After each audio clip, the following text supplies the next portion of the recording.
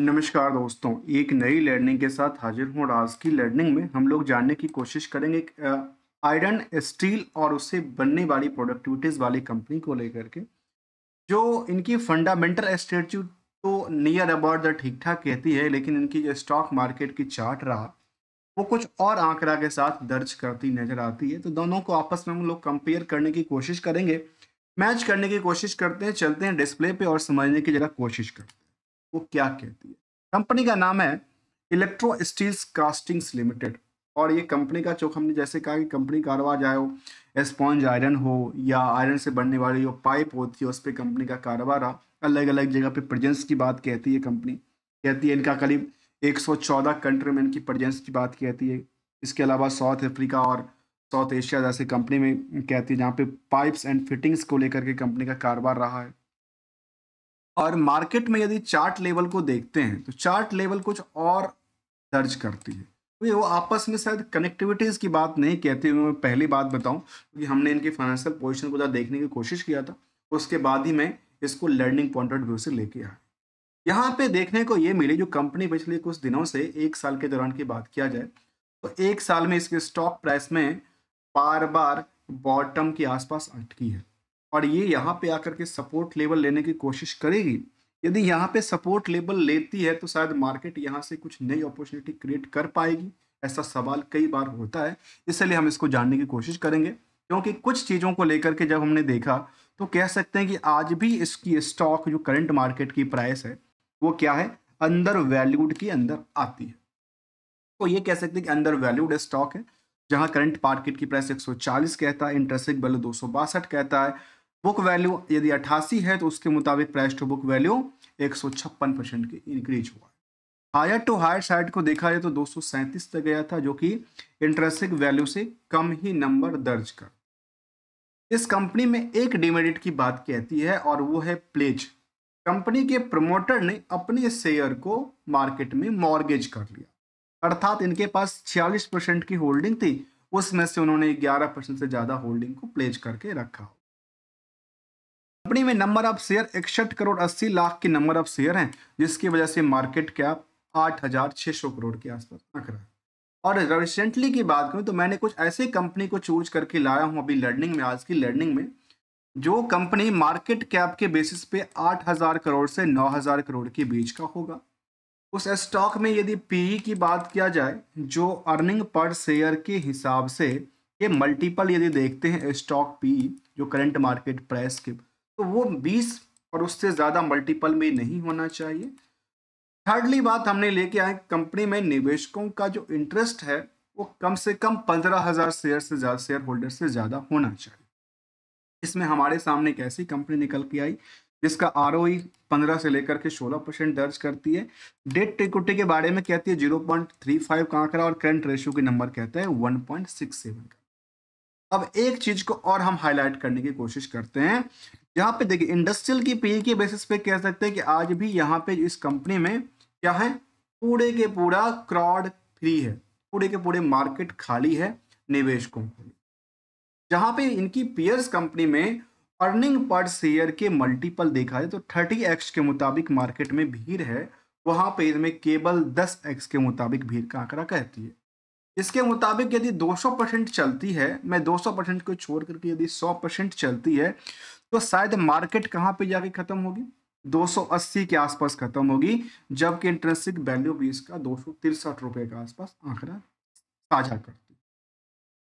अब एक चीज को और हाईलाइट करता हूं और समझने वाली बात मैं एग्जांपल से लूंगा। ये क्या है, ये हमने लिखा है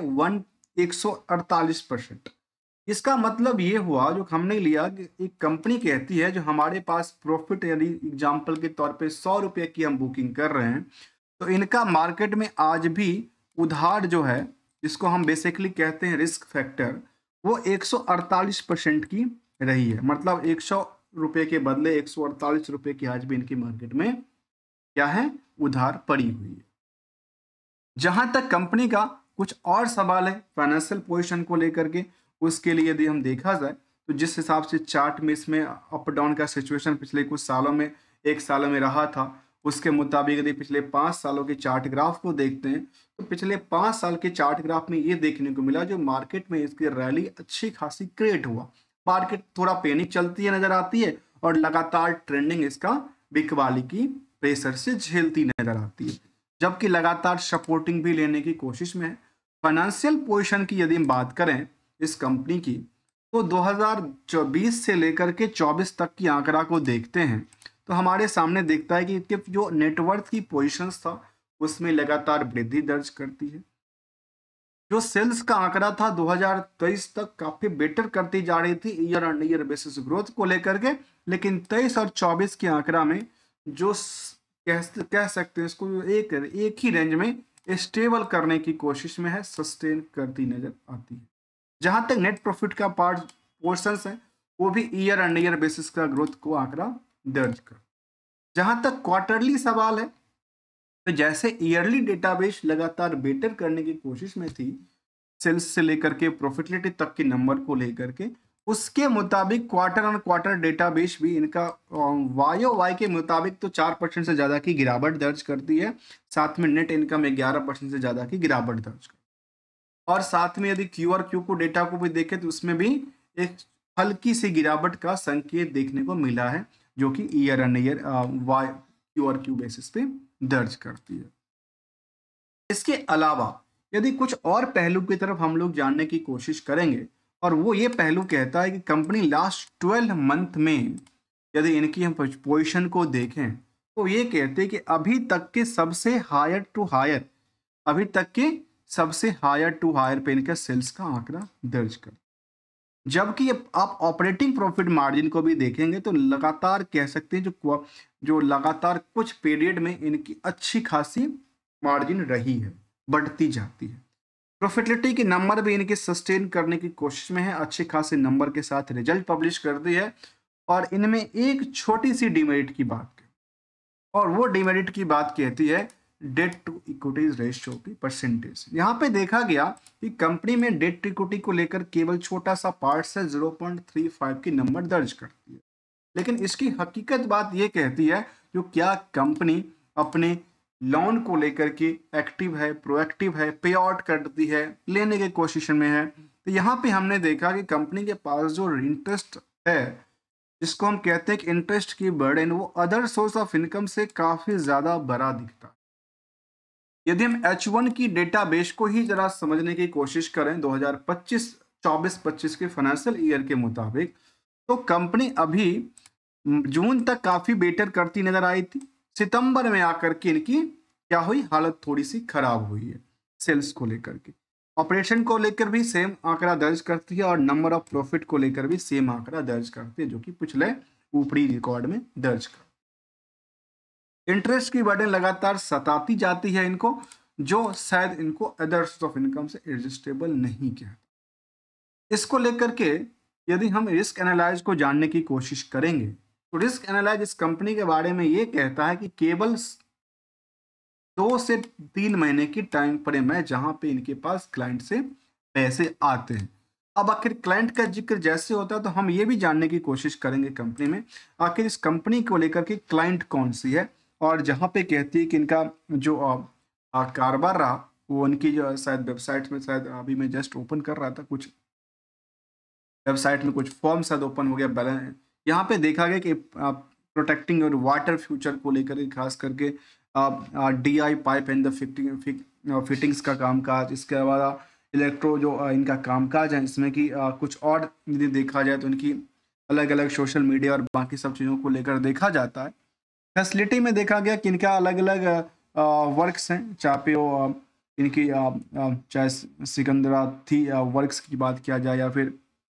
स्टॉक यार्ड की लेकर देखा जाए, क्वालिटीज़ में अलग अलग इनके पास क्वालिटी और प्रोडक्टिविटीज़ को लेकर कंपनी दर्ज करती है। वहाँ पे हमारे सामने एक चैलेंज और क्रिएट होता है कि कंपनी में जो रिस्क फैक्टर था क्लाइंट की लिस्ट ऐसा कोई इन्होंने जिक्र नहीं किया है अपने इस डेटाबेस के मुताबिक जहाँ पे हम फाइंड आउट करने की कोशिश कर रहे थे। लेकिन यदि आप बैलेंस शीट की पोजीशनों को देखते हैं तो हमारे सामने ये दिखता है जो कंपनी अपनी कर्ज को लगातार पे आउट कर रही है, कर्ज को पे आउट करने में जुटी हुई है और साथ में देखा गया कंपनी में एसेट्स की लगातार तादाद है धीरे धीरे इंक्रीज ही करते जाती है, क्योंकि कंपनी दिन बाय दिन प्रॉफिट को जनरेट करने की कोशिश में है और सेल्स लगातार बढ़ोतरी के आसार पे चलती नजर आती है। रिस्क केवल एक चीज को लेकर के था, जहां पे नेट इनकम मार्जिन के बेसिस पे जहां कंपनी 11% की सेविंग करती है, उसके पीछे कंपनी में 148% की मार्केट में उधार रखी थी, जो कि 2 महीने के आसपास मिल जाती है। यदि स्टैंडअलोन डेटाबेस के मुताबिक हम quarter on quarter basis percentage को देखें, तो पिछले क्वार्टर के मुकाबले यहाँ पे सेल्स में डिक्लाइनिंग था, प्रॉफिट ऑपरेटिंग प्रॉफिट से लेकर के नेट प्रॉफिट मार्जिन में डिक्लाइनिंग की परसेंटेज हमारे सामने दिखता है। यदि सीजीआर के बेसिस पे देखा जाए तो कंपनी में जो परसेंटेज था सेल्स को लेकर के वो अप डाउन के सिचुएशन में बेटर करती जाती है, जबकि प्रॉफिटेबिलिटी काफी बेटर है। स्टॉक प्राइस अप डाउन के साथ करीब 26-27% तक सीजीआर में दर्ज करती नजर आती है, जबकि रिटर्न ऑन इक्विटी भी ऑन एवरेज देखा जाए तो करीब 15% तक के आसपास दर्ज कर।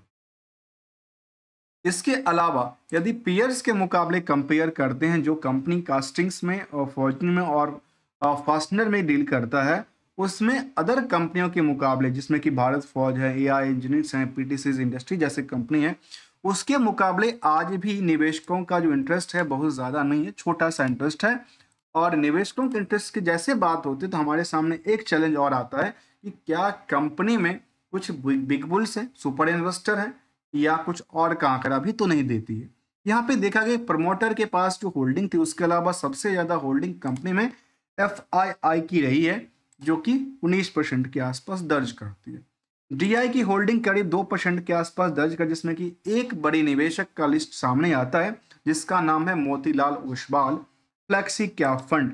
जो कि अदर सारी कंपनियों में देखा जाए तो काफी सारी कंपनी में इनकी होल्डिंग फिलहाल नहीं है, कुछ कंपनी में बची थी, जिसमें कि एक कंपनी ये भी यहाँ पे आज यहाँ पे बनती नजर आती है। इसके अलावा आम निवेशकों के पास करीब 31% की होल्डिंग रही है, जिसमें कोई बड़ी निवेशक सुपर इन्वेस्टर के तौर पे नहीं देखने को मिलता है। ऑलमोस्ट कह सकते हैं कि यहाँ पे 1.5 लाख और 1.5 लाख से ज्यादा निवेशकों का इंटरेस्ट जुड़ा हुआ है, जहाँ पे मार्केट कैप करीब 9,000 करोड़ के आसपास दर्ज करती है। और आज भी स्टॉक की प्राइस के मुकाबले यदि उनकी फाइनेंशियल पोजीशन को देखें तो आज भी ये बेटर करने की कहती है, चाह रखती है। यहाँ पे सेंटिमेंटल की बात करें तो कोई ऐसा अपडेट नहीं था कंपनी को लेकर के, लेकिन यदि एनालिसिस पार्ट को देखते हैं तो कुछ फेवरेबल बातें भी सामने करती है और कुछ इनफेवरेबल बातें भी सामने रखती है। जहां पे कुछ डिक्रीज को लेकर, प्रमोटर कंट्रोल को लेकर कहती है, रिटर्न को लेकर कहती है, और अच्छी बात नहीं है कंपनी के पास जो रिटर्न डेट्स की बात कहती है, जो शायद पोटेंशियल क्रिएट आने वाले समय में क्रिएट किया जा सकता है, हो सकता है। जहां तक कुछ सालों साल का डेटाबेस का सवाल है, तो सालों साल डेटाबेस में कंपनी में 1 साल से लेकर के यदि 10 सालों के डेटाबेस में देखा जाए तो सबसे बेटर जो है एक टाइम फ्रेम के मुताबिक जो परफॉर्मेंस लेवल रहा है वो रहा है 5 साल के दौरान में, जबकि इनकी पीयर्स के मुकाबले जो इंडेक्सेशन है उसके मुकाबले भी यहाँ पे कुछ हद तक बेटर ही परफॉर्मेंस करती रही है। और विदाउट कोई ट्रेडिंग एडवाइजरी और नोट को लेकर के हम लोग जानने की कोशिश करते हैं आखिर इसका चार्ट लेवल क्या कहता है। और यहाँ पे हमने देखा कि यदि ट्रेंडिंग वेव को देखें पिछले 3 महीने के ट्रेंडिंग को, तो पिछले 3 महीने में लगातार बॉटम टू बॉटम के आसपास अटकी पड़ी है। 6 महीने की ट्रेंडिंग को देखें तो 6 महीने के ट्रेंडिंग में लगातार बॉटम टू बॉटम के आसपास जा, मतलब ट्रेंडिंग अब उसका क्या चल रहा है, लगातार बिकवाली की प्रेशर से झेलती हुई नजर आ रही है। दोस्तों किसी भी स्टॉक को लेकर के हमारे साइड से कोई भी ट्रेडिंग और एडवाइजरी की बात बिल्कुल शामिल नहीं होता, only as a learning point of view से हम लेके आते हैं, समझने की कोशिश भी करते हैं, और एक सिंगल सी गोल्डन रूल को हम लोग डिस्कस करते हैं। सिंगल सी गोल्डन रूल ये कहता है मार्केट को लेकर के, यदि पैसे बनते हो तो बनाना चाहिए, पैसे की कीमत यदि घटती है तो उसको ट्रेंड के मुताबिक कंपेयर करते रहना चाहिए, नहीं तो उसके मुकाबले अपनी डिसीजंस, अपनी खुद की पॉलिसी के मुताबिक, अपनी फाइनेंशियल को भी सिचुएशन के मुताबिक उसको देखकर संभाल के पैसे को सुरक्षित भी रखना चाहिए, चाहे वो जिस भी कंडीशन से गुजरती हो। मिलेंगे कुछ नई स्टडी के साथ, तब तक के लिए यदि आपको वीडियोस अच्छा लगा हो तो आप मेरे वीडियो को लाइक, चैनल को सब्सक्राइब भी कर सकते हैं। थैंक्स फॉर द ज्वाइनिंग दोस्तों।